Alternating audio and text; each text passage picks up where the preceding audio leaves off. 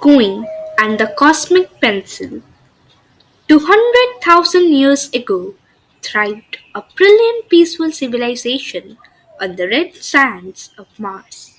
Among the domes of glistening and colorful glass cities powered by stardust and airships that hummed with solar winds lived an extraordinary teddy named Queen. Kuin was known throughout her dome cluster for being clever, kind, and endlessly inquisitive. She was curious and always ready to learn. Every morning, Kuin would hop into her sleek humming spacecraft, a personal ride every student on Mars had, and zoom to her school that floated slightly above the Martian ground. The school, made up of transparent panels and shimmering lights, was called Mars Park Academy, the place where big personalities of Mars were made. Unlike schools on Earth, Mars Park Academy didn't have blackboards or chalk. Every wall was a thinking surface.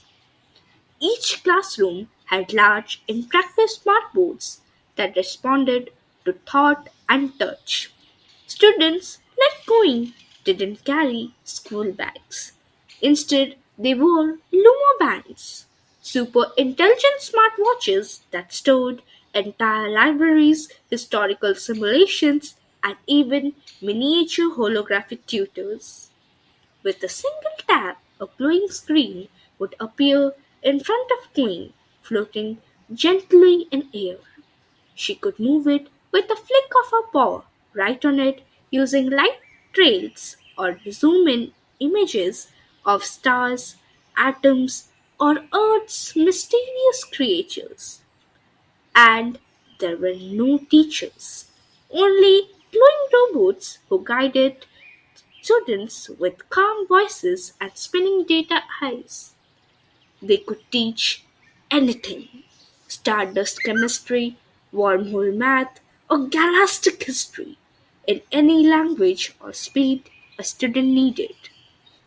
One crisp Martin afternoon, during a lesson on ancient planetary artifacts of Mars, Queen raised her paw. Teacher, she asked, her golden eyes wide, what was a pencil? The room fell quiet for a moment. Some students giggled. Others blinked curiously. Her learning bot blinked, then projected a glowing image of a slim wooden stick with a graphite core.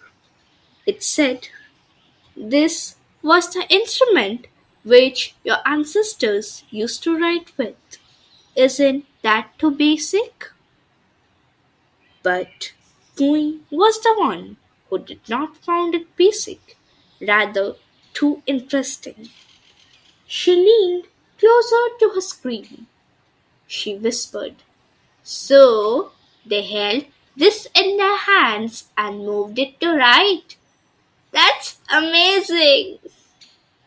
After class, we saved the pencil image to her Lumo band and whispered, someday I will hold one in my paw.